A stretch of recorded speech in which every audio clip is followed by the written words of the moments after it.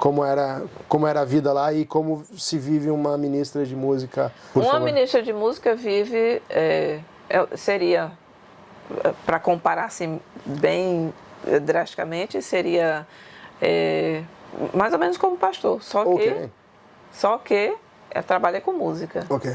Mas no meu trabalho, o que eu fazia, as ordens do culto, preparava o coral, fazia palestras, fazia meditações,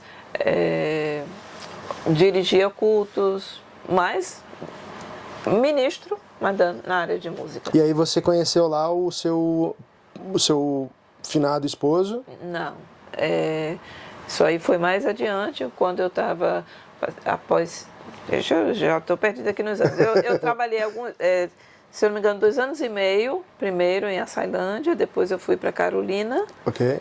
Em Carolina passei 5 anos, 5 e meio, alguma coisa. E depois eu voltei novamente para Açailândia. Ok. E quando eu saí de Açailândia, então foi um período assim que eu queria uma coisa diferente. Então acabei sendo apresentada, tinha um amigo comum, apresentada ao meu marido. E aí o seu marido era holandês? Holandês. E o que um holandês estava fazendo lá no Maranhão? Não, ele não estava no Maranhão. Ah, ele não estava?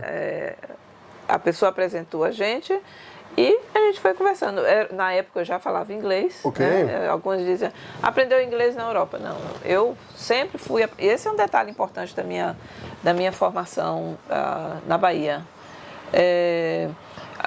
Não sei se você conhece a junta de Richmond, que enviava americanos para o Brasil para trabalhar, né? Não conheço. Missionários americanos. E foram um casal que marcou minha vida, para bem.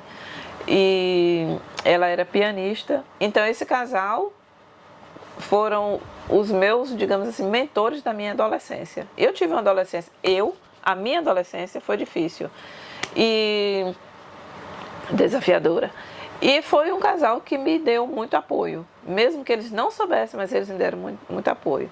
E como naquela época, eu acho que ainda tem hoje, tinha as Mensageiras do Rei, né, na igreja, tinha a Sociedade de Moças, tinha outras organizações para jovens e mulheres. Então, foi um período em que eu me desenvolvi e me destacava como líder desde então, né?